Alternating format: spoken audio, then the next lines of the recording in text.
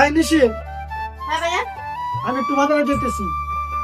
আরে হাবিবুল্লাহ আরে কাজ করে একটু বুঝাই দিয়ে আর ভালোভাবে কাজ করে কিনে একটু লক্ষ্য রাখি। ঠিক আছে তুমি যাও। হ্যাঁ হাবিবুল্লাহ হ্যাঁ সাহেব, কাজ করবো ঠিক মতো। এই ভালোভাবে কাজ কাম করবি ঠিক আছে? ঠিক আছে সাহেব, আপনি চিন্তা করবেন না। আর কাজে কিন্তু একটু ফাঁকি দিবি না। না সাহেব, ফাঁকি দিব না। এই নিশি আরে লক্ষ্য রাখবি। ঠিক আছে ভাইয়া তুমি যাও, ভালোভাবে যাইও।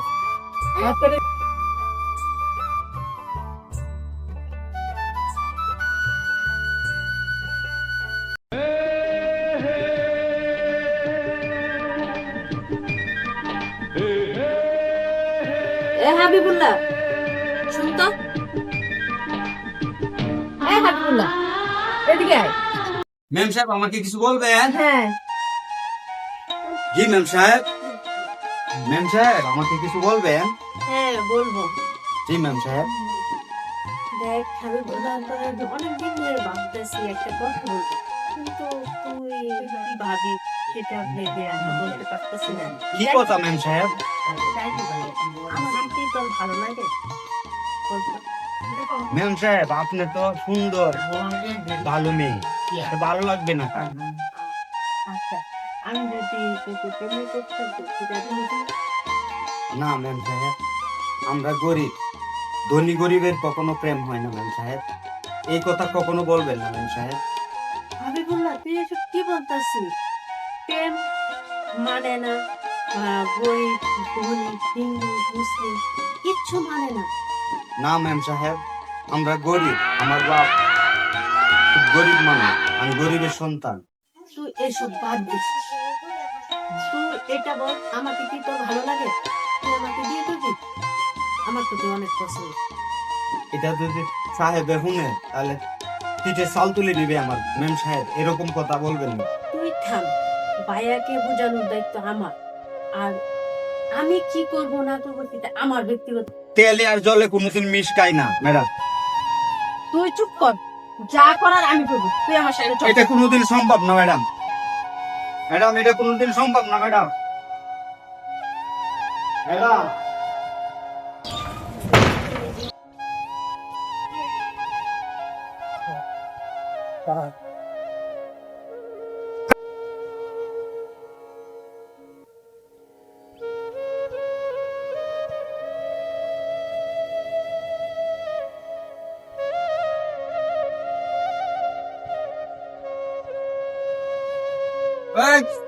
আই নিশি আয় দরজা খোল। এই করতে একটা গলিছে রে এটা কে? এই ফোন নাকি? ভাইয়া বাচ্চা শুনো, ভাইয়া ভাইয়া আমি বানা করি না ভাইয়া। ভাইয়া ভাইয়া এই বন্ধু এই চল ভাইয়া এখানে এই ভাইয়া ভাইয়া আমার ভাইয়া ভাইয়া আমার খুব দোষ নাই ভাইয়া। চল ভাইয়া আমার কোনো দোষ নাই। ও তুই করছিস কি? সাহেব তুই যে করে নুন খাইতো সে করে নিগু খাওয়ানি কর। সাহেব সাহেব আমি কিছু যে করে নুন খাইতো সে ঘরে তুই নিও খাওয়ানি তো চল চল ওকে ছেড়ে দাও, ওর কোনো দোষ নাই ভাইয়া, প্লিজ ভাইয়া। এই এই কি ব্যাপার আপনার যে থালে গাইছে সেই তালে ফুটা করছে। বাবা বাবা হাবিবুল্লাহ চেষ্টা করে কি করছিস রে বাবা? কত বড় অপরাধ করছে। তাহলে সাহেব তোরে বাঁচছে কেন? ম্যাম সাহেব আমার হাত ধরে ইন্তেকাল রুমে নিয়ে গেছে সাহেব। বাবা বাবা তুই সত্য করে বল। বাবা বাবা শুনো বাবা বাবা বাবা বাবা শুনো চাচা বাবা শুনো আমার ছেলে এমন ছেলে জন্মতেই নাই যে আমার ছেলে খারাপ কাজ করবে। বাবা বাবা আমার ছেলেটাকে দিবে এমন করে না বাবা। না চাচা আপনার ছেলে একটা দুশ্চরিত্র একটা লোক। না বাবা না, আজকে বললাম এই ছেলেকে নিয়ে আপনি আজকের মধ্যে গ্রাম থেকে চলে যাবেন, আর যদি থাকেন তাহলে কিন্তু খুব অসুবিধা হবে। বাবা বাবা ওই যাইনি বাবা যান।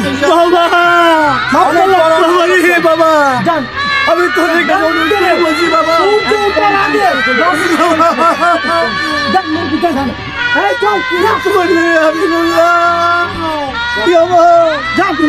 জীবনের সব শেষ দিলে রে আমার আকাঙ্ক্ষা ওরে বাবা, বাবা রে আমি কিভাবে মুখটা খাবো এই সমাজে? আমি কোনো দোষ করি নাই বাবা, আমি কোনো